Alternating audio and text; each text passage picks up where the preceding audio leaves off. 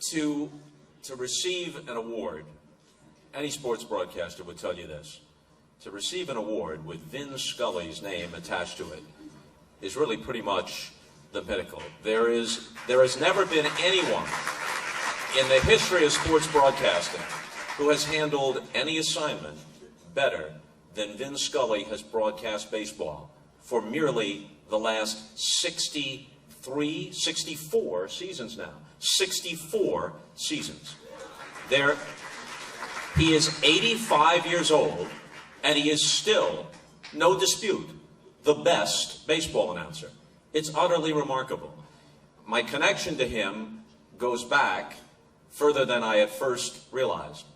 Vin and my dad were born on the very same day, November 29th, 1927.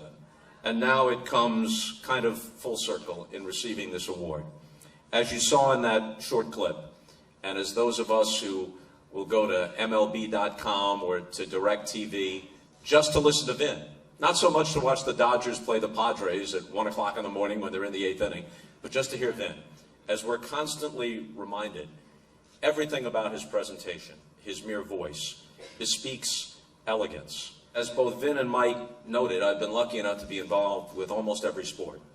But baseball and baseball broadcasting has always been my first love. When I was 8, 9, 10 years old, my dad, who was a colorful character and a compulsive gambler, would send me out to the car. He'd give me the keys to the car, not to drive it around the block, but because you could pick up radio broadcasts outside in the driveway better than you could in the house. And there was no internet, there was no ESPN, there wasn't even sports phone. There was no way to track his bets outside of the Yankees or the Mets, other than for me to sit in the car, twisting the radio dial, calibrating it like a safecracker, trying to pull in Bob Prince on KDKA in Pittsburgh, or Bill O'Donnell and Chuck Thompson on WBAL in Baltimore, Harry Carey and Jack Buck on KMOX in St. Louis, Wade Hoyt out of Cincinnati on WLW. And all of them had their own distinct styles. And the romance of the airwaves, the idea not just of baseball, which was romantic enough in the 50s and 60s, but the idea of these storytellers, each of them sounding distinctly different, each of them with their own lyrical style. The idea that you could sit up in the catbird seat, as Red Barber called it, and be part of that enchanted me even then.